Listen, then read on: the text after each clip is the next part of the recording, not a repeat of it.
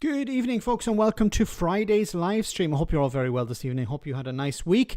So what are we going to talk about tonight? Well, the U-turn by the Labour Party. Lord Ha-Ha, we're going to get to that in just a moment. Your party is having a bit of a meltdown, it seems. Donald Trump is going to be mentioned, of course, immigration, and a few other stories as well. Jaguar is having an impact on the economy, much bigger than expected. So the first story I want to cover, so I hope you're all very well. Remember to smash the like button. If you hit me with a super chat, I'll read it out during the stream. And I want to thank Brad in advance for his funny comments, because I know they're coming. So the first one, of course, is Lord Ha-Ha. So this is James O'Brien talking about the people who are suggesting that Britain is falling apart. London is a no-go area for tourists or for anyone. And it's all a bit sort of hyped. And of course, people are trying to sell a message that Britain is falling apart, and the only people that can put it back together again are, of course, Nigel Farage and Reform. Have a listen. I was in Chicago and New York on holiday, as my husband's American, and so many people were like, oh my God, we've heard about what's going on in the UK. Are you guys okay? And instead of saying, well, hello, person from Chicago, let's sit down and compare statistics, shall we? What are we going to start with? School shootings or violent crime on the streets? Or should we start with the murder rate? Oh, hello, New Yorker, who believes that London is unsafe. Shall we start with the statistics, the facts, the evidence and the detail? Or shall we go onto your social media account and believe all the bills that has been put there by liars like me? That idea of being told by people in New York and Chicago that London is a scary and dangerous place, and as an elected politician in Britain, not actually pushing back and explaining, that's Lord Haw-Haw territory. I was in Chicago and New... And he's right. This is Lord Haw-Haw territory. Lord Haw-Haw, of course, was the pro-Nazi commentator during the 1940s, during the war period, who was later hanged as a traitor, it seems. But he was pumping out Nazi propaganda, and this is exactly what Reform, to a certain extent, are doing. What they're trying to do is sell to the American public that Britain is falling apart, that it's lawless, that there's two-tier policing, that Keir Starmer is arresting people for tweeting, that Keir Starmer is imposing these restrictions on people, that Keir Starmer and his government are arresting people over, harmless tweets or harmless comments on social media, when in reality these people have been arrested under legislation from the 1980s, 1986 Public Order Acts.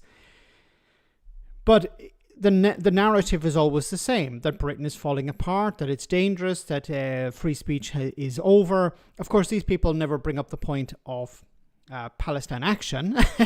No, they'll say because somebody wrote something on social media against the government, when in reality it was not against the government. It was generally incitement of violence against asylum seekers or foreigners in general.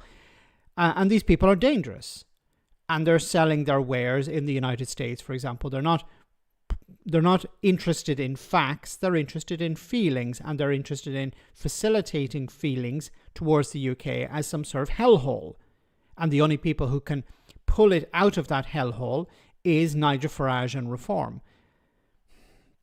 So I believe James O'Brien is talking about a Reform UK councillor who does not like the term Lord Ha-Ha, which is quite ironic because, Nigel Farage was invited to speak at a neo-Nazi party conference, it seems, some years ago. Anyway, let's move on to our next story. Next story, of course, is the U-turn, it seems, of sorts. So the Budget 2025, Starmer and Reeves ditch plans to raise income tax. So this is maybe some good news. So Keir Starmer and Rachel Reeves have scrapped plans to break their manifesto pledge and raise income tax rates in a massive U-turn less than 2 weeks before the budget. The decision, reported in the Financial Times, comes after a bruising few days, which was brought about a change in heart in Downing Street. I understand Downing Street has backed down amid fears about the backlash from disgruntled MPs and voters. The Treasury and Number 10 declined to comment. The decision is a massive about turn. In a news conference last week, the Chancellor appeared to pave the way for a manifesto-breaking rise in the budget in November 26. In the budget on the 26th of November. What the hell am I reading? She spoke of difficult choices and insisted she could neither increase borrowing nor cut spending in order to stabilize the economy, telling the public everyone has to play their part. So this was the idea about a week ago. We need to increase taxes because we can't borrow anymore and we can't cut spending. So the only alternative is to increase taxes, but now they have decided to take a different approach. Now, it seems to be the case that this is following pressure from backbenchers, following pressure from the media, pressure from voters. People are not happy with tax increases. So the government have decided, no, we're not going to go down that road. Now, what is the alternative? Are they going to increase borrowing? Are they going to cut public services? What are they going to do? I think people are generally positive towards the idea of taxes if they're going to fund public services. So people are not happy about taxes if they think that they're not actually going to improve the situation. But we keep hearing about how there should be a wealth tax, how there should be a greater burden on the richest in society. And I don't know why the Labour government don't go down the route of introducing new tax bands. For example, instead of going after the poorest people in society, how about going after the richest people in society? Introduce some new tax bands where you can have a higher rate of tax on a higher income. So instead of having just 42%, 48%, increase a higher rate at a higher rate of income. And then you could bring in some extra money that way. David McGinnis, great to see you on the stream tonight. Look at Norway, Sweden, Denmark, Finland. They got a better system. That's true. In the Scandinavian countries, they have higher rates of tax, but they also have better public services. So a big problem for the tax burden is that when it comes to the tax burden is a lot of the money is going where? To the private sector. So, for example, housing. There used to be a time where the government would give money to councils, and the councils would use that money to build houses and provide council houses to people. People would rent the houses and they would pay their rent to the council, and the council would use that money to reinvest in improving the public housing, build new houses, maintain them, and whatever. But since Right to Buy, the stock of council houses has diminished, but the demand for housing has increased. So what has happened? More and more people are relying on the private rental sector, but the private rental sector is more expensive, is continually more expensive. So what happens is, well, people can't afford the rent, so the government step in. The government provide people support to pay their rent. So where does that money go? Well, it goes into the pockets of the landlords, or in some cases, these hedge funds. So they're taking this money, they're not reinvesting it in improving the housing, they're just using it as a cash cow. And then as the population gets bigger and more people are putting pressure on housing, the government have to provide extra support for people because they can't afford the rent. So you have the government increasing taxes in order to pay for people who can't afford a house. This is the reality of the situation, and this money is going into the private sector. The same with the NHS. The NHS used to rely mainly on the public. It was a public service. Now it's relying more and more on the private sector. And of course, like in housing, where does the money go? It goes into the pockets of shareholders. So you need to move away from that model.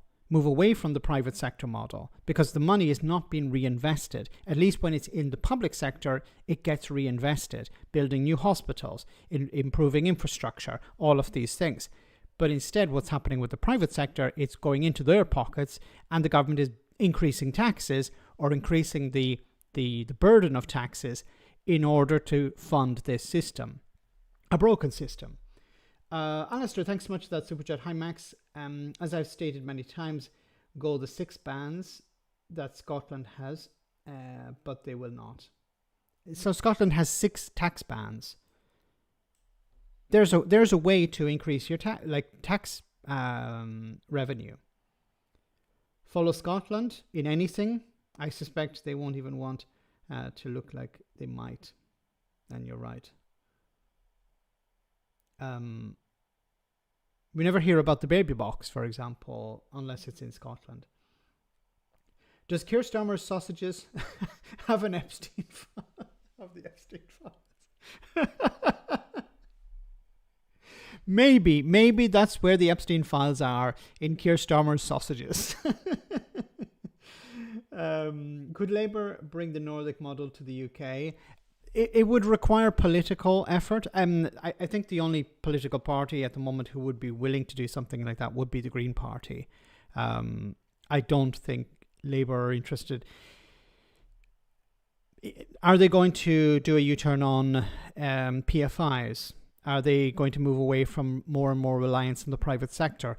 Wes Streeting himself said on a number of occasions that, well, we need to rely on the private sector. We need to use their extra capacity when it comes to the NHS. But there isn't extra capacity for the NHS. There isn't extra capacity in the private sector, because in many cases the capacity is within the NHS. The NHS facilities are being used by the private sector.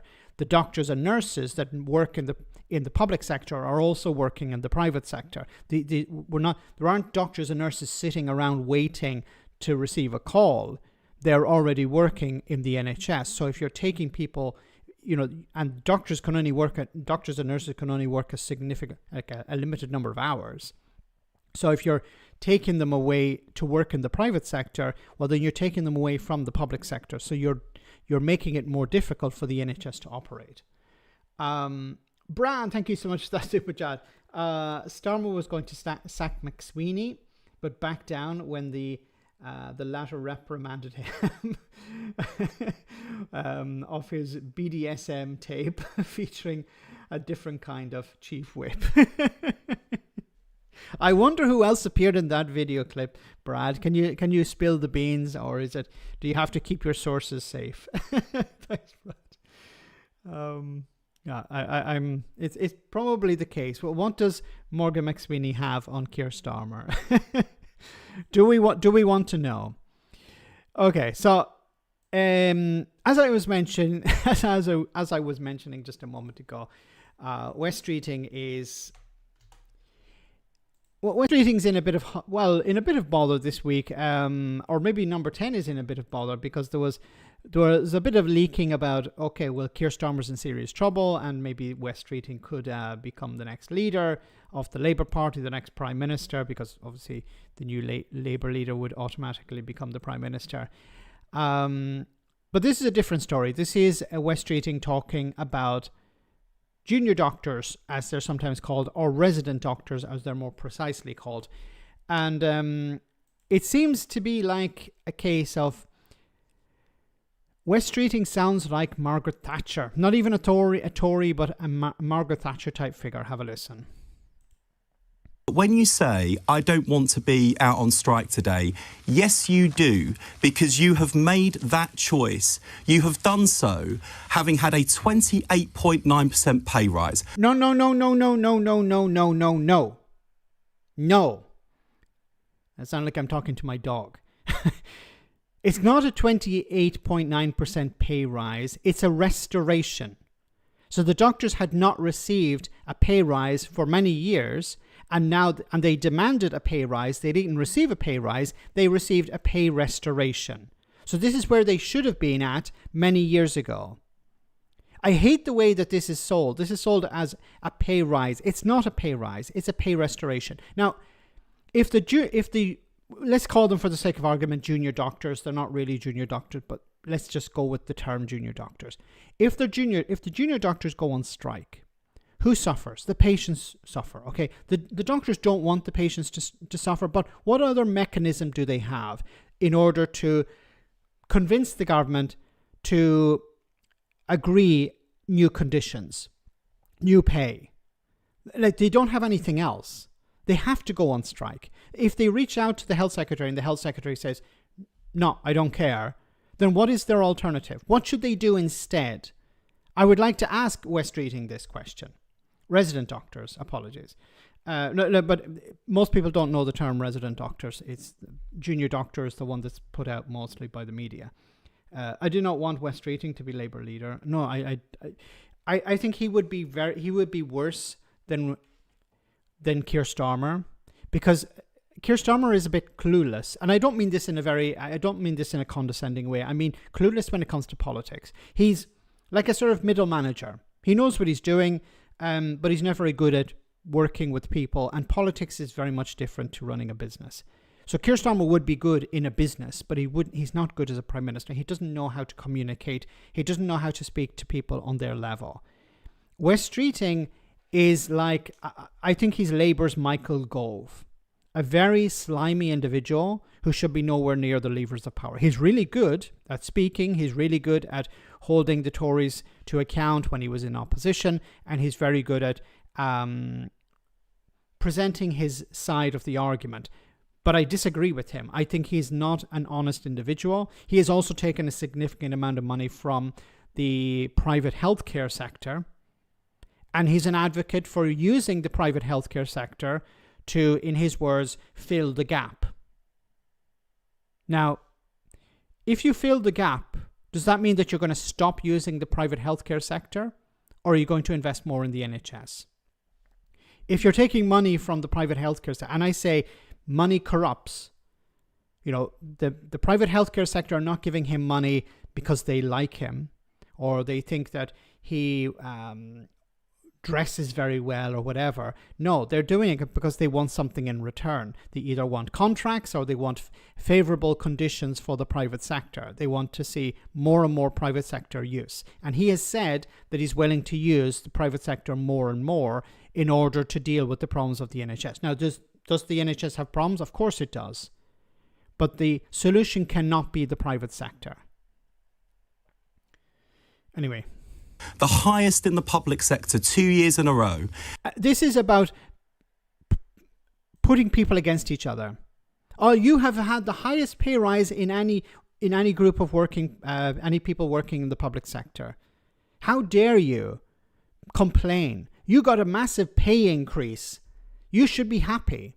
What about other people who haven't got that pay increase? He's doing exactly what the Tories were doing, criticizing people going on strike, suggesting that they are getting something whenever everyone else is not getting anything. It's very much Tory behaviour. And on those things that you've just mentioned, you say they take time. Yes, they do, because it is complicated. So to hold patients to ransom and to be out on strike, setting back the NHS because you don't think we're going fast enough, and because the leadership of your union... Okay, what do you expect them to do?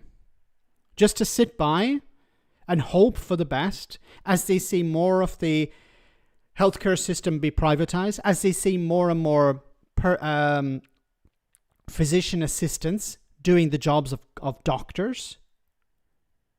Physician assistants are not doctors. They're not qualified to be doctors. They should not be used as a replacement for doctors. They have their own role to play, but they should not be replacing doctors. And as far as I've heard, West Streeting has said two different things at different times. He said, no, we don't want to use PAs anymore. But at the same time, well, we will use them more because they have a role to play. But they should not be replacing doctors because they're not doctors.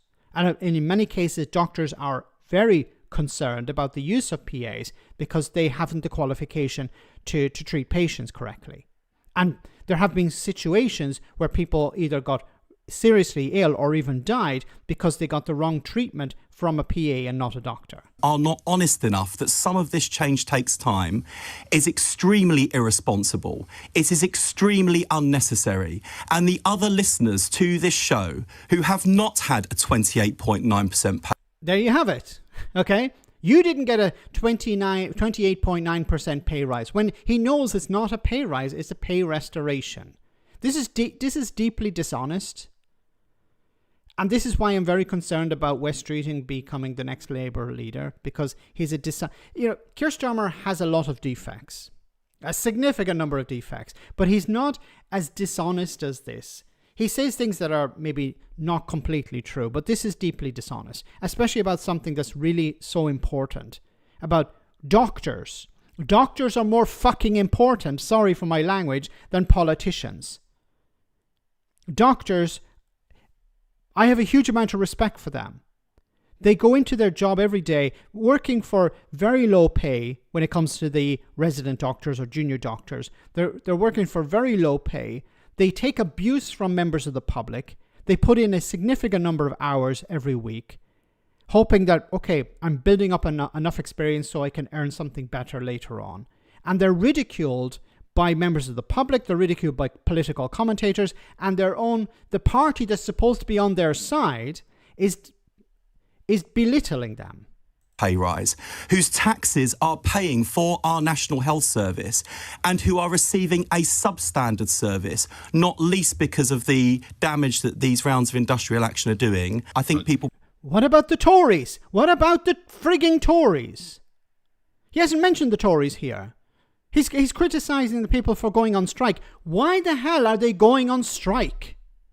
Why isn't he asking this question? Why are these people going on strike? Why isn't the journalist there asking, why are these people going on strike? Why is it never we hear this question asked? Why are they going on strike? Ask Wes Streeting, why do you think they're going on strike? You'd be asked, what do you think the strike impact will be? How long do you think the strike action will last? What are you doing to stop the strike act? But never, why are they going on strike? Because he knows that if he was asked this question, the whole thing would fall apart. Max, he's sounding like a Tory. Will be shocked by the BMA's reprehensible behaviour. So don't tell me you don't want to be out on strike, because that's exactly where you are. You made that choice. No. They don't want to. Why would they want to be on strike? They want to be treating their patients. This is contemptuous behaviour. They want to be on strike. Nobody wants to be on strike. No member of a trade union wants to be on strike. They would prefer to be working, because they know that if they're on strike, they're not doing their job. They're not providing for their patients. It's a difficult decision that they have to make. Are there some people within the BMA who are horrible individuals? Yes, of course. But you can't paint everyone with the same brush. But they're there because they are concerned about the paying conditions. They're concerned about measures that are being put in place. For example, as I mentioned before, the PAs, as opposed to using doctors. These are legitimate concerns they have. These are the reasons they're going on strike. Why isn't Wes Streeting being asked about that? Max, is this exactly why the Tories did? With the doctor history repeating again and again, people voted for change. Scottish people did warn folk, Max. It's sounding exactly, but it's, as Alistair's saying, it's like the Tories. Once again, the Tories were picking fights with the trade unions and saying, "Oh, well, these trade unions are going on strike. It's their fault. The NHS waiting list is going up because they're engaging in industrial action, not because of us, but because of them." And Wes Streeting is blaming the trade unions here. Is he taking any responsibility for the situation himself? No. They're supposed to be better than the Tories. They're supposed to be better than the Tories. This is why it's really concerning that Wes Streeting is being presented as the alternative for Keir Starmer, as the next Prime Minister, the next Labour leader. He's sounding like Margaret fucking Thatcher. Not even a Tory, Margaret Thatcher. I'm going to pick fights with the trade unions and I'm going to break them. I'm going to defeat the trade unions. Own it and own the damage it will do to your patients. Most junior doctors, it says here, I'd call them resident doctors, do not support today's strike, a poll has revealed. The BMA say it's a very small poll, Mr. Streeting. Well, the BMA, I tell you what, if the BMA don't agree with the opinion poll, they should have had the courage to... If they don't agree with the opinion poll, an opinion poll, and a poll. So the Times newspaper, of course, a pro-Tory newspaper, interviews a small number of people who are members of this trade union, and they support, or they don't support going on strike. Okay, so you found a number of people who disagree with the strike action. The trade union is supposed to negotiate on behalf of the members, and then if they believe that they have a legitimate claim or they have a legitimate position, then they present that to the members. They don't just constantly present stuff to the members because they have a job to do. And members can't be constantly voting on stuff. They have other work to do.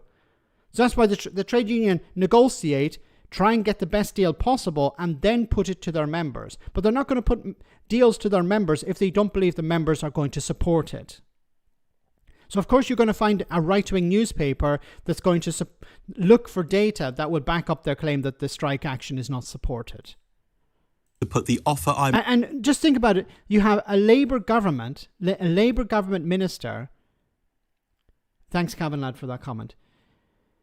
You have a Labour government minister holding up a right-wing newspaper to defend his position. He didn't hold up the Daily Mirror. He held up the Times. Like, you're supposed to be different, okay? made them to their members. I don't believe the BMA are speaking for their members. I think they're speaking for their activists. So it's activism. It's not about representing the members, it's activism. So the people would prefer to be on strike to score some political point, to punish West Streeting. That's what it's about. Yeah, we actually want to go on strike, risk losing pay, risk the health of our patients because we need to give West Streeting a bloody nose. Maybe he's projecting here. He thinks that those people are as contemptuous as he is. Sorry, I didn't plan to talk about West Streeting and this argument so passionately, if you want to call it passionately, but this really grinds my gears because I have a huge amount of respect for doctors. They put their lives on the line every day. They're doing stuff that I could never even imagine doing. And they work for so little pay in respect to the value that they have. And they're being ridiculed by frigging politicians who have no real skills, who have no real value in respect to the doctors and the nurses. I have a huge amount of respect for doctors. And I was recently in a hospital. I wasn't in it myself. I was visiting somebody there. And I remember seeing a sign on a wall saying, please show us respect. Please don't attack us. Please show us respect because we're doing a difficult job. And I thought about that and I was thinking, why do they need this? Because there are fucking idiots who go in there drunk or on drugs or belligerent and attack members of staff in a hospital because they're shitheads. That's what they are. They go in there and they attack members of... Can you imagine any other situation where you're working and you have to accept a situation where somebody will come in and try and beat you up? Can you imagine any other job? Oh, well, it just goes with the job. You know, you just have to take the rough with the smooth. No. Can you imagine any other job where you have a sign saying, please don't beat up members of staff? And then you have politicians saying, well, you know, you just have to, you know, you shouldn't be going on strike because it's immoral. Did West Streeting compare PIP to pocket money? Thanks, Ninja. No, I don't know if it was West Streeting. I know a politician did. Maybe it was him. I don't know. I can't confirm whether it was or not. I remember, what was his name? Tory MP, gone now. Not Jeremy Hunt. No, he wasn't that bad. It was Dominic Raab. Dominic Raab talking about people who use food banks because they have cash flow problems. I almost blew a gasket on that one. Kirsty, thanks so much for that super chat. Of course, it's Nick Ferrari doing the interview. He would not get away with that stance with James O'Brien. I hope he wouldn't. Although I have been a little bit disappointed with James O'Brien when it comes to the doctor strike. He has been on both sides of this, unfortunately. He generally is quite good and he's on the side of the doctors, but it's not always the case. And I understand that not everyone supports the doctors, but they shouldn't be going on strike because they have or don't have public support. They should be going on strike because of what is right, not whether the public are behind them or politicians are behind them. More a political than it is a medical organisation now, Mr. Yes, it is no longer a professional association. So he's insulting the organisation. The British Medical Association, he's insulting it as a political organisation, not a medical association. He's sounding exactly like a fucking Tory, sorry. And it is engaged in cartel-like behaviour. cartel-like behavior, like a mafia. Okay, so he's describing an organization that represents resident doctors as basically a mafia. At no point here did he describe why they're going on strike. He wasn't, of course, asked, why do you think they're going on strike? I would love to ask him this question. My first question would be, yes, we hear that the resident doctors are going on strike. Why are they going on strike, Secretary of State? I know why you don't want them to go on strike, but can you tell us why are they going on strike? Because they're not getting paid enough. How much are they getting paid? How much is it compared to your salary? Would you work for those wages? No, you wouldn't. So do you understand why they're going on strike? If you were working, you had worked many years, studied many years to become a professional, and then you're working with somebody who's not a professional, and this individual is treating people in the same way as you're a professional, would you be okay with that? No, of course not. You'd be concerned about the welfare of your patients. And if you believe that the people responsible were not listening to you, what would you do? You would complain, okay? And then if the complaints were ignored, what would you do then? Maybe you go on strike. Who did the Times ask about the strike? Non-union doctors? Probably. The Times are not interested in the facts. They're interested in the narrative. And the narrative, of course, is nobody really supports this strike. Nobody supports strikes in general. Remember the way they treated Mick Lynch. They tried to ridicule him in every way, and they failed. Mick Lynch is a formidable figure. Unfortunately, he has retired. It would have been great to have him, get involved in politics, or at least commenting on politics. But sadly, that's not to be. Guys, we're about halfway through the stream, so I wanted to do a comedy moment, and then we'll be back to the serious stuff. But this is a little bit different than what I normally do.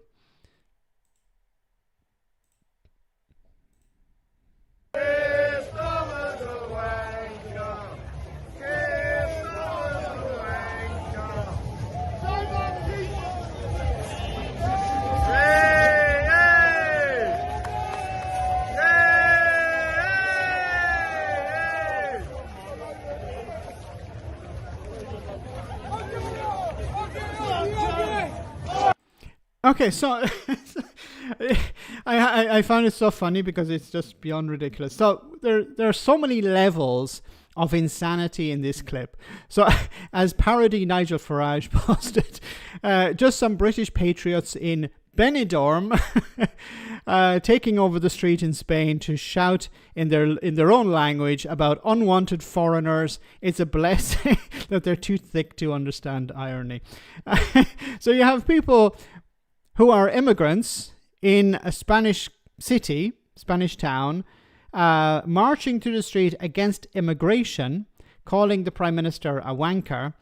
And you can see some of them are dressed like members of Hamas. I don't know if it's the clip here. There was another clip where some of them were in a dinghy. So they had members of Hamas in a dinghy. Okay. Can you imagine if somebody did that in Britain? How do you think GB News or Nigel Farage or Reform UK or anyone would respond to that? Rangers fans on tour. Yes, that looks like it. All right. So they're immigrants in a foreign town marching through the street against immigration in a pretty provocative way. I'm not sure how they would react if they were back in their own town and somebody was doing something like that. The orange one is there. There's a guy in an orange jumpsuit. I don't know if this is in relation to Donald Trump, or I'm not sure, or if it's in relation to the Orange Order. Strange. Anyway, Farage would describe them as concerned citizens. They're not immigrants. They're concerned citizens. In Benidorm.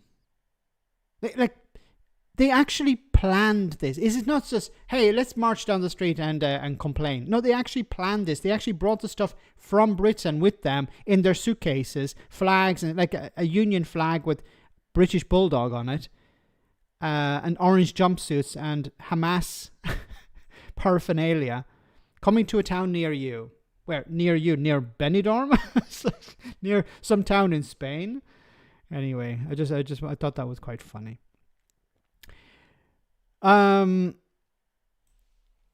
From one set of madness to another set of madness. This is your party.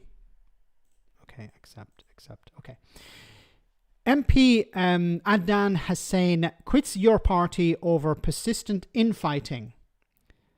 So I don't know if this is the guy who is a landlord and was a homophobic, transphobic, but anyway. The left-wing Your Party leader, led by Jeremy Corbyn and Zara Sultana, has had a major split over another independent MP involved. Adnan Hussein quit because of persistent infighting and a struggle for power in the organisation. The departure of the Blackburn MP, who is the secretary of the limited company behind Your Party, is another blow after a renewed disagreement between Sultana and Corbyn, this time over the handover of membership levies. Hussein was one of the 4 independent MPs, along with Corbyn, signed a Your Party statement on Thursday night accusing Sultana of an unnecessary delay in passing on £850,000 in donations, a move that infuriated Sultana. This was so insane because Zara Sultana was on Question Time. So she was doing really well on Question Time. She was holding everyone else to account. And at the same time, these other guys in, the boys' club in Your Party put out this message, saying that she was unnecessarily delaying the passing on of these donations, undermining her as she was doing really well during Question. Instead of showing her support, I'm somewhat on the side of Zara Sultana here, because it is becoming some sort of toxic boys' club. They signed this letter without her name on it. She, of course, when she launched the party before getting the go-ahead from Jeremy Corbyn, was a stupid mistake. So I think both sides have really fucked up here. But I think she's been sidelined in a very unfair way.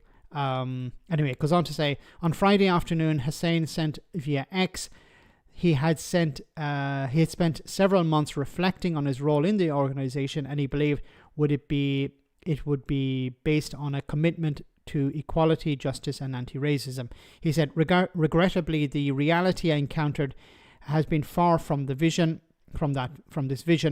The culture surrounding the party has become dominated by persistent infighting, factional competition, and a struggle for power, position, and influence rather than a shared commitment to a common good. Instead of openness, cooperation, and outward focus, the environment has too often felt toxic, exclusionary, and deeply disheartening. Hussein condemned what he said. He felt veiled prejudice in a way that he and other Muslim independent MPs had been treated within the party, talking about generalized accusations and offensive slurs. I think this is in relation maybe to the idea that he was a landlord. I don't know if it was him that was a landlord, but there were others who were landlords who were not true socialists in the eyes of others within Your Party. And of course, the sexist boy club that Zara Sultana referred to it as. I don't know if you guys remember, I did an interview many moons ago for Turn Left Media, and this was before Your Party was set up, before there was even talk of Your Party. There was an idea that Jeremy Corbyn and Zara Sultana would join the independent movement or organisation, and they would form some sort of independent alliance that way. But I had said at the time it would make more sense for Jeremy Corbyn and Zara Sultana to join the Green Party. They could bring star power to it. They could increase the number of MPs in Parliament. This could be a real justification for more media time, because Reform claim, well, we have, we're really important even though we have very few MPs. The Green Party would have potentially more at the time, and this could be a real force for good, but unfortunately that didn't happen. And now I'm of the belief that maybe it's better that they didn't join the Green Party, because they seem to be bringing a lot of chaos with them wherever they go. Brian, thanks so much for that super chat once again. Starmer tonight. Honey, I don't need that Viagra tonight. Your party is imploding. You're nasty. You're nasty. Naughty. Maybe I should say naughty, not nasty. Thanks, Brad. But yeah, he's probably enjoying this quite a bit. But I'm not sure for how long he's going to enjoy it, because West Streeting is already measuring the curtains in number 10, I think. And then Hussein off to reform then, deform then. Maybe he's off to join Reform UK. I doubt. I think he'll remain as an independent. Max, would you support any left-wing coalition? I'm a huge supporter of coalitions. I think it's really the only way to stop a vote from being split. So you need to cooperate with other parties, vote tactically, especially under first past the post. So yeah, I think it would make a lot of sense for the Greens and the Labour Party, the Liberal Democrats, and your party to work together to keep out reform. That's the way it'll have to work, and convince others to step down where it's necessary. A problem I have with your party is I don't think they don't seem to be the type of party that would be willing to do that, because they seem to be very puristic in the sense that, well, if you're not a real socialist, then you can't be part of our party. But they have allowed people who are not socialists into the party. Would they be willing to step down or step aside to allow the Green Party to win a seat if there's a real possibility of doing that? I don't know. Like I'd be more inclined to believe that the Green Party would be willing to do that, but not your party. I don't even know if your party will last until the end of the year. It's completely imploding, as Brad has said. Alba Party Mark II, your party, Chuckle, says David. It sounds very much like Alba. Yeah, they were going to be this new force to be reckoned with. They were going to lead the challenge when it came to Scottish independence, lead the charge, I should say, when it comes to Scottish independence. And they ended up getting one defection, and now I think she's defected away from Reform. Sorry, from Alba, sorry, the Albatross Party. Like, I'm an advocate for people being able to vote based on their conscience, vote for parties that represent their interests, represent themselves. If there isn't a party that's available, you shouldn't have to hold your nose and vote for a party you disagree with just to keep somebody else out. But that's the reality of first past the post. But more parties should be a positive thing. But if they're going to end up just imploding, then what's the point? And I feel sorry, because there's a risk that people who donated to your party may not get their money back. Is the your party leaver the Ash Reagan?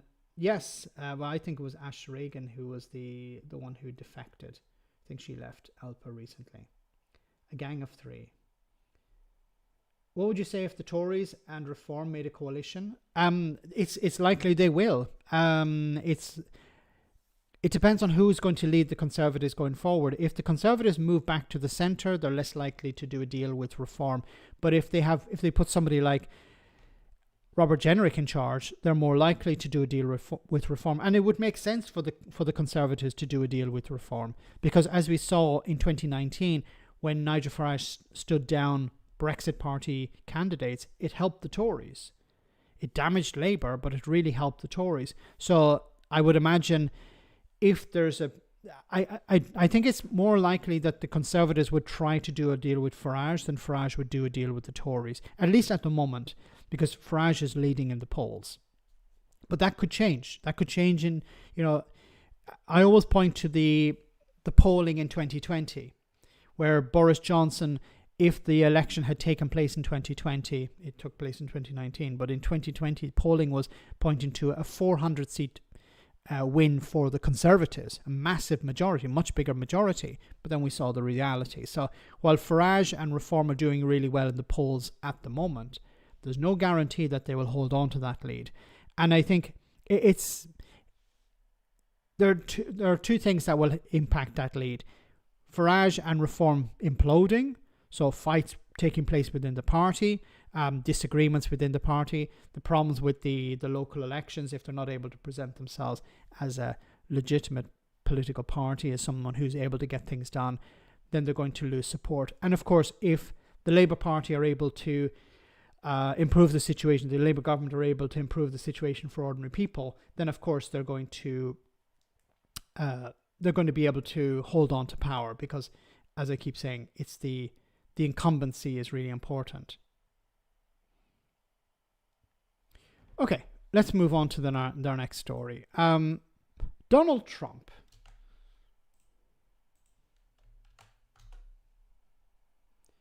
The Reform UK will implode before the next general election, says David. I don't know how, but it's possible that they will. It's difficult to imagine how they will. The pressure to release these files is going to grow, and there's every reason. No, just when it comes to reform, it's possible that they will implode, but it's hard to see how at the moment, but it's possible that it would be some sort of disagreement within the party. We've already seen disagreements within Kent County Council. So, disagreements will drive people into other parties or just create massive apathy, and you don't want that if you're planning to be the next government. Anyway, this is a guy called David K. Johnson who believes that Donald Trump is in serious trouble. Reason to think that the lawyers handling the Epstein estate have a lot of records that might be very damaging to Donald. So this issue is not going to go away. Now, Donald Trump has signed a bill which has ended the longest government shutdown in US history. But a day the president was trying to claim triumph for his party saw him dragged further into the Jeffrey Epstein scandal. Congress released thousands of pages of documents from the estate of the convicted sex offender Jeffrey Epstein, including some that mentioned Trump. We got 3 emails initially yesterday and then many more. Now, lawmakers, including Republican ones, could force the release of even more documents. David K. Johnson is a Pulitzer Prize-winning investigative journalist. He is also the author of It's Even Worse Than You Think, What the Trump Administration is Doing to America. Well, David is with us now. David, good afternoon. So, Brad says, apparently Trump blew Bill Clinton. What the hell does that mean? Is it literal? Thanks, Brad, I think. Hello. Good to be with you, Rosalie. We'll come on to the emails in just a moment. But first of all, can we just start with this government shutdown? It's such an alien concept to us here in the UK because we don't sort of have a system. Okay, well, let's move infants and poor adults. Almost 50 million of the 340 million Americans, poorest people in America, could have used military air controllers to fill in for the unpaid control. I want to go to the... And that will be a big theme of the Democrats, that the Republican Party and Donald Trump are engaged in a war against poor people, particularly on health care. And remember, unlike every other modern country, including yours, we don't have universal health care. Health care is not a right in the United States because in America, civil rights grow out of property rights, whereas in Europe and the UK, they grow out of the concept of human dignity, and you get very different legal issues as a result. I'm sure the Republicans would not describe it as a war against poor people, but I understand the position from which you are coming from, and obviously they are not here. Let's move on to the developments yesterday. That's our sort of, let's not get too into the weeds of it, but it is in some part linked to the fact that the government shutdown was ended. Yesterday, we got sort of 2 dispatches of documents. We got these 3 emails, and then we got 20,000 more documents. In essence, what have we learnt there about Donald Trump's implication into Jeffrey Epstein's activities? Well, we know from these beyond refutation that Donald Trump was deeply involved with Jeffrey Epstein, despite all the efforts to say I hardly knew who he was. We know that... Can you define deeply involved? Sort of give us some examples of what the email showed. Yeah. Epstein has referred to Trump as his best friend for 10 years. The documents, and I have not been through all of them, you can't in this period of time, but the documents show that there was a continuing frequent engagement in New York City and in Mar-a-Lago between Trump and Epstein. I'm sorry, in Palm Beach, where Mar-a-Lago is. Epstein owned a mansion not far from Trump's Mar-a-Lago mansion. And so there's really no question that the two of them were deeply involved. I think the most interesting thing that came out yesterday was that Epstein in 2016 sent an email to a New York Times reporter based in London offering to give him pictures of underage girls in bikinis with Donald Trump. Now, any good reporter would have said, oh, well, let's go see those, and then said, well, those aren't really news. There's nothing wrong with being in a picture with a teenage girl. You think there's something more here I should see? And asked for compromising photos. And that's, of course, the issue is there irrefutable proof of Donald Trump in inappropriate situations with underage girls? Yeah, and I haven't seen the details of that specific email that you mentioned. One that has caused a bit of a stir. And what is very difficult, we must say, with all of these emails is we do not have the context around them as to why they were sent. So there is no sort of smoking gun that I think the Democrats are hoping to have unearthed or found. So, sorry, what sort of context would you need? What sort of context are you talking about? But I think what it does do is raises questions over whether Donald Trump has been fully transparent about what he knew about Jeffrey Epstein. That, as much, I think, is true. Yeah, Rosalie, I don't think there's any question at all that Donald has been less than transparent. When he ran in the 2024 election, he kept saying, we're going to make all the Epstein files secret. And then as soon as he got in office and they not secret, but open. Had FBI agents go through the records that the Justice Department had. Suddenly, well, we don't need to release these. There's nothing here. There's nothing to see. Why would you do that unless there's something compromising? Is the reasonable response to that. These files, one way or another, are going to come out. There are at the moment, by one vote, enough members of the House for what's called a discharge petition to get those files released. And the Trump administration, of course, has complete legal authority right now. And people should know I teach law. Has complete. Just want to respond to Kirsty's. I believe Kirsty's chat. Thanks, Kirsty. I believe Trump hardly knew Epstein. He hardly knows anything. Well, he knew Epstein, all right. Legal authority to release all the files. It's chosen not to do so. Now, there's going to be tremendous pressure brought to bear on Marjorie Taylor Greene, Lauren Boebert, Nancy Mace, and the Congressman from Kentucky, Massey, to change their vote so that this measure will fail. So next week we'll see if the measure actually passes. So but one way or another, I'm so sorry to interrupt. Can we go back a step just to explain the logistics of what's happened? We've had this one set of tranche of documents. There could be another, but that hinges on a vote. So therefore, you're saying the pressure will be on those Republicans to try and stop that happening. That's right. There are 4 Republicans who said we'll vote to make all of these files public, and tremendous pressure is going to be brought on them to back off. In fact, Lauren Boebert, the Colorado Congresswoman, was taken to the Situation Room in the basement of the White House in an effort to pressure her. And after she left, she mocked Trump. So it doesn't seem that she's going to give in. But the pressure to release these files is going to grow. And there's every reason to think that the lawyers handling the Epstein estate have a lot of records that might be very damaging to Donald. So this issue is not going to go away. I can tell you what you should expect if and when compromising photos or video appear of Donald Trump. I mean, that is an if and a when, but go ahead. Absolutely an if. Caroline Leavitt will say, fake photos, AI, not to be believed. These are hoaxes, because that's what she's been saying all the way along. And what other defense could you offer? And by the way, we have forensic tools to establish if a photo or a video has been altered. So that defense won't work with people who understand the technology. How do you imagine the White House is going to try and get out ahead of this? Because so unfortunately, I believe this is all a bit of a red herring in the sense that it's not really going to do any damage to Donald Trump. I'm afraid. I hope I'm completely wrong here. I hope this brings him down, and he would deserve to be brought down over something like this.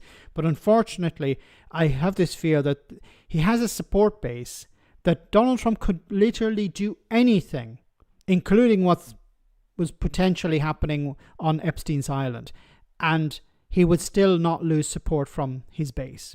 His base would back him no matter what. You know, he could be abusing their own children, and they would still support Donald Trump. This is what we're talking about. People who are so deeply in a cult that no matter what the cult leader does, they will back it. And I think this is, unfortunately, the reality of the situation. Now, it's not the cult that we have to be thinking about. It's the rest of the voting public. Would they be willing to punish Donald Trump over this? Would they be willing to punish the Republican Party? Because there are Republicans who are sitting on very small majorities or worried about the midterms going, okay, well, should I hitch my wagon to Donald Trump, who's potentially a pedophile, or should I make a break from him? And I think we're starting to see some of that, because people are realizing that Donald Trump's power over them is weakening. His grip on the Republican Party is somewhat weakening, and there's a possibility that they will feel more free to criticize the president or to distance themselves from him. And I think this would be the end of Trump. That would be the end of Trump, where the Republican Party abandons him, not his voter base. Now we know where Big Beautiful Bill originated. What's that, Brad? Oh my goodness, yes. So guys, we're almost at the end of the stream. I just want to cover one more story here before we go. We'll be back to Donald Trump, no doubt, because I think this story is going to go for some time. But this is a clip I wanted to show you from... This was actually retweeted by Zia Youssef, the former chairman of Reform. And the context of the video is quite interesting. Let me show you the video. Why aren't you more noisy about the good things you've done since being in government? Well, that's a good question. We try really hard to shout about the things that we've done, but I think part of it is Labour is a progressive party. We're trying to achieve bold change for our country. And I think when that happens, you get so fixated on trying to fix things that you don't stop enough to actually talk about what the stuff is you're doing. But I think we've got a great record that we need to shout about. We're passing really progressive policy on employment rights. We're standing up for our values on the world stage. We're working to build 1.5 million more homes, a new generation of council housing. We need to be loud and proud about how this Labour government is changing people's lives. And that's what me and all the other Labour MPs need to get on with doing every single day. When you say we will, or we should, or we need to, you're talking about the future.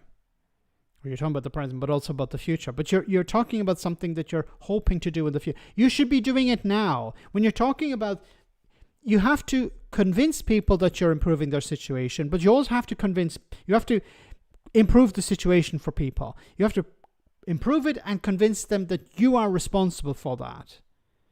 And unfortunately, when it comes to communication, Labour are absolutely terrible.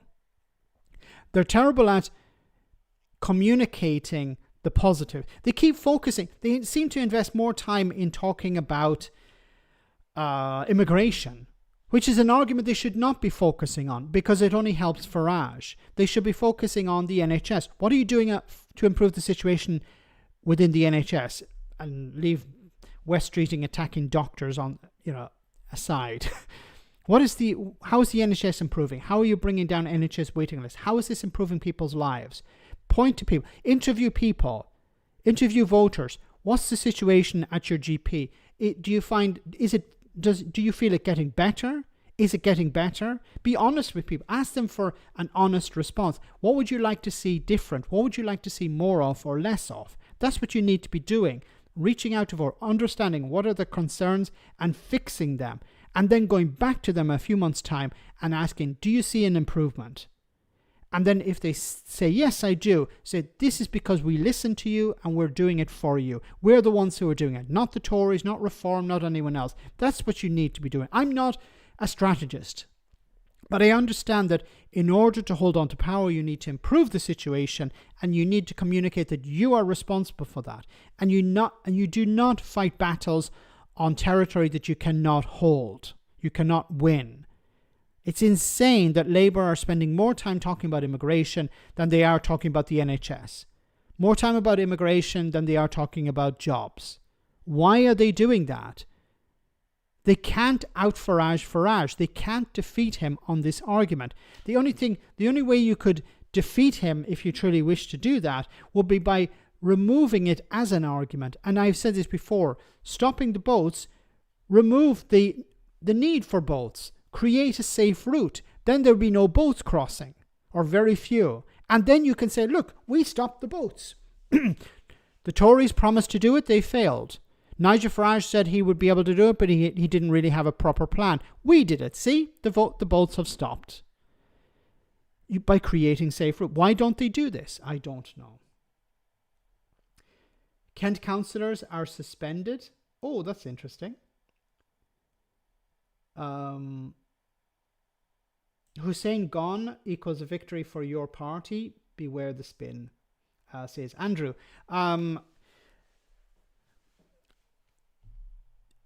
There is an advantage in getting rid of people who are troublemakers, but they need to build on that. But I think a big problem with your party is that they're slow. They need to be more dynamic. They need to be sorting out their party and doing it behind closed doors. This should all be done behind closed doors, and then they present their manifesto to the public. This is what they should be doing. But instead what they're doing is they're engaging in these psychodramas and these public fights, and they're asking people to support them, and then they're presenting, well, this is what we represent, but we don't actually have a manifesto yet because we haven't had the members vote on it yet, but this is what we believe. How can you sell an idea that we believe in X, but we haven't actually had a vote on X, on whether we believe on X yet? This should all be happening behind closed doors, any disagreements, whatever. And I think this could potentially sink your party. And I'd be surprised if it lasts until Christmas, because it's completely falling apart.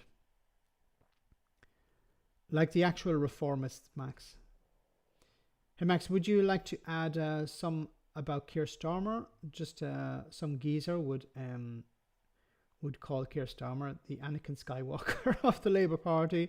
Also, Max, have you seen Just Some Geezer? I have seen Just Some Geezer. He's very good. I think if you're talking about the same person, yes. Please show the generic video. I haven't seen the generic video, so I don't know if I can show that.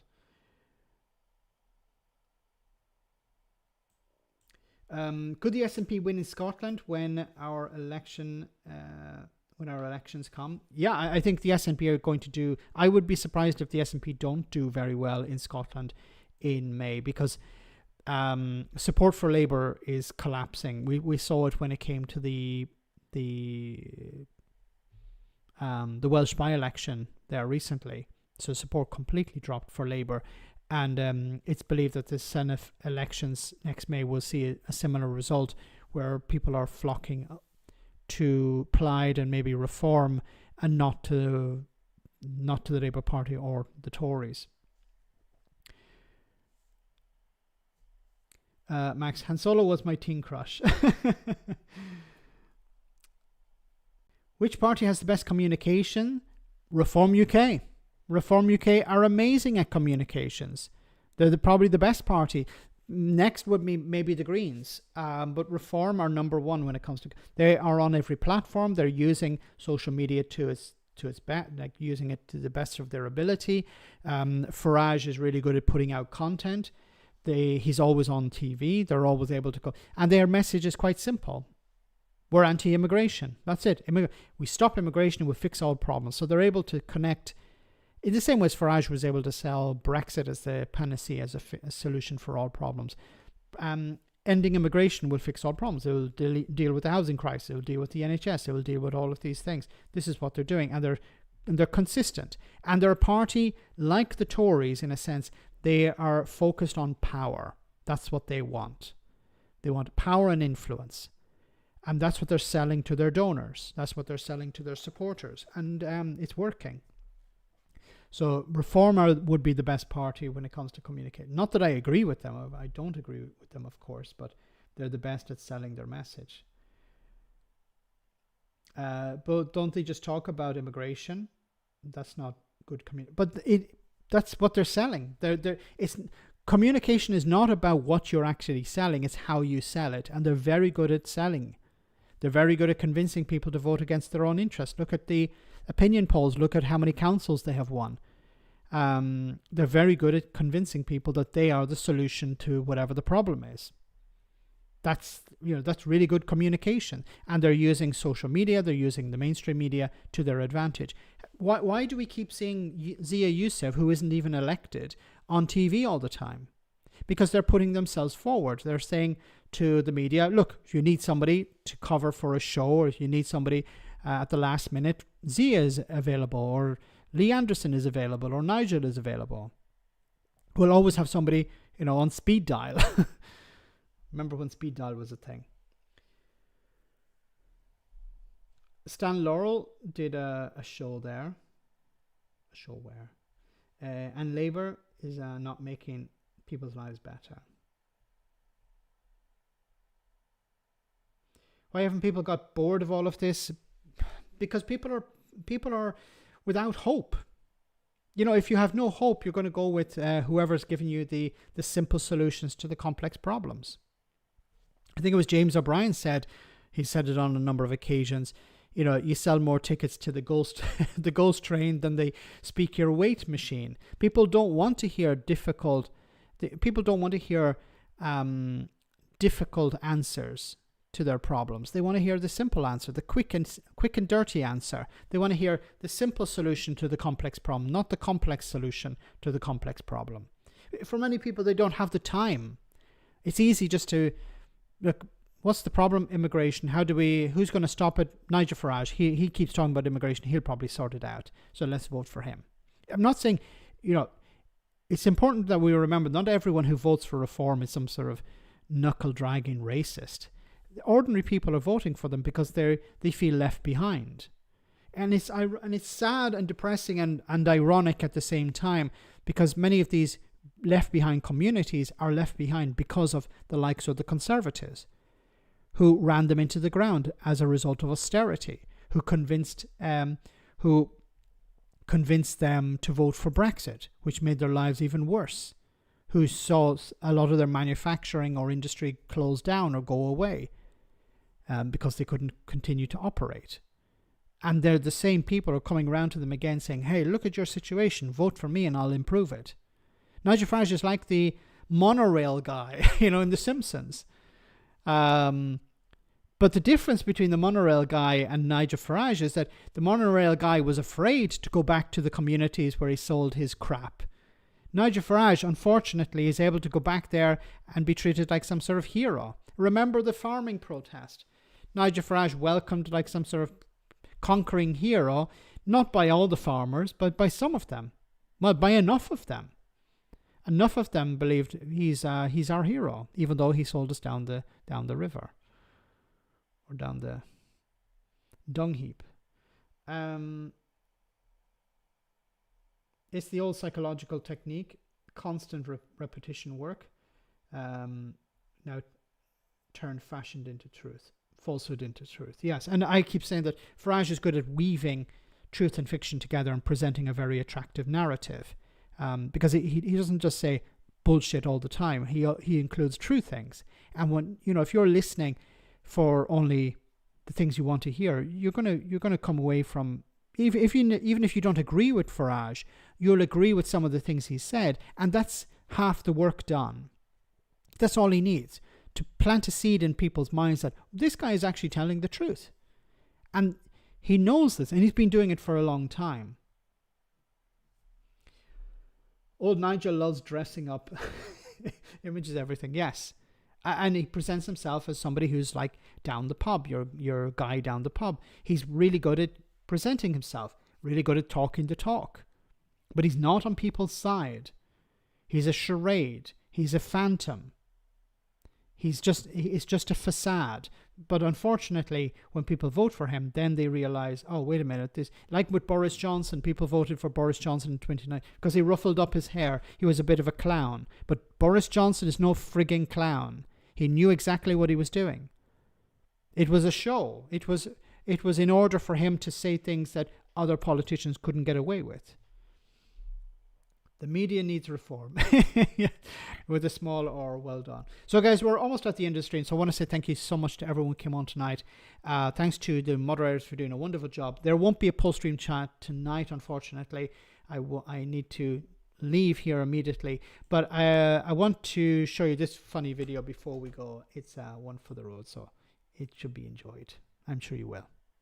The Chancellor is now not expected to do the thing that had been leaked that she was considering doing, that had she done it, would have been breaking a manifesto pledge. Our speculation, divination and prognostication correspondent, Jonathan Goodenough, has more. Yes, that's right, we had been briefed that Rachel Reeves was due to do something, but after consideration, the signs are that she's decided not to do that thing, but will do something else instead. So what will she do instead? That's not entirely clear, but reading the tea leaves, it looks like it won't be quite breaking a manifesto pledge, unless you squint really hard. What has the Chancellor said on this? She said that she won't comment on speculation, but sources close to the Chancellor have said that any suggestion that she was considering breaking a manifesto pledge was purely conjecture, and anything else is wishful thinking. So do we know what she will say? Well, we know what some people say she might say, which is quite different from what other people say she might say. Right. And a lot of people are saying what she should say, which is quite different from what she will say, depending on the people saying it. Okay. We're anticipating a big reaction from the markets, who've seen the Chancellor's latest statements as pitch rolling. Pitch rolling? Yes, it's a term from cricket, where a groundsman might use a roller on a pitch to flatten it out before a day's play. So how is that relevant to this? Well, she's rolling out the pitch to prepare people for what she's going to do by flattening them. Possibly, or possibly not, but the omens are that she's about to do something quite unexpected, or won't do something very expected. Are those not the same thing? In a manner of speaking. So if you cut through all of the speculation, pitch rolling, anticipation, predictions, and reading the tea leaves, what actually happened today? Nothing really. Thank you, Jonathan. Next up, as more emails are released from Jeffrey Epstein, we ask if Donald Trump was called dirty, crazy, and borderline insane by the notorious island-owning paedophile, is that good for his reputation or not? Yes, that's the sad reality of the situation. So guys, have a great weekend. I'll see you on Tuesday, same bad time, same bad channel. Stay safe. Oh, before we go, we have a super chat from Peter. Thank you so much, Peter. And Peter says, we should also have a simple answer. Farage is the problem. Have him deported. What's that?